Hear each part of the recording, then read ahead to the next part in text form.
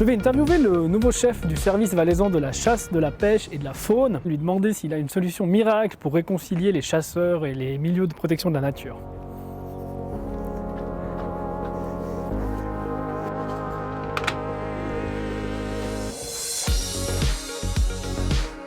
Ce que j'apprécie particulièrement dans le journalisme, c'est la grande liberté, ou plutôt les grandes libertés qu'offre cette profession. Déjà, c'est un métier assez peu hiérarchisé, on choisit aussi ses horaires. On est quand même assez libre dans le choix de ses sujets et donc de ses journées.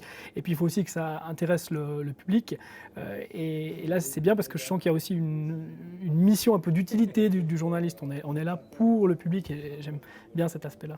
La protection, oui. Qu'est-ce que ça veut dire se rapprocher au plus dans le temps? Ça veut pas dire non plus. Ce que je retiens le plus du CFJM, au-delà des rencontres exceptionnelles, on était une sacrée volée, c'est la réflexion sur le métier qu'on a un peu moins quand on travaille tous les jours en rédaction, mais qu'on peut avoir en assistant à des cours qui sont toujours centrés pratiques, mais on réfléchit quand même à des questions de déontologie ou au fondement du métier. Et ça permet, lorsqu'on est face à de nouvelles situations dans la pratique, de se dire voilà ce que je dois faire, ma posture doit être celle-là, parce que je l'ai appris au CFJM.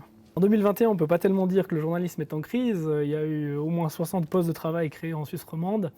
L'avenir, il sera, j'espère, davantage payant pour les médias qui doivent l'être, parce qu'ils n'ont pas de redevance. On paye pour Netflix, on paye pour Spotify, il faudrait payer demain pour l'information.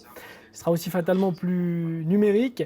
Maintenant, est-ce qu'il faut aller sur tous les réseaux sociaux, le dernier réseau social à la mode? J'ai un peu quelques réserves là-dessus. Après 3 ans de journalisme en presse écrite, aux Nouvelliste, je vais passer à la radio comme correspondant pour la RTS en Valais. Il faut dire que j'ai toujours apprécié particulièrement la radio. Il y a un côté, je trouve, plus humain, on est plus facilement dans l'émotion et dans le vrai, avec la voix comme avec l'image d'ailleurs. On est toujours en presse écrite l'intermédiaire, on doit retranscrire du mieux possible et c'est pas toujours évident. En radio, c'est plus personnalisé. Avec les animaux là. Ouais, il était assez d'accord de le faire. Là.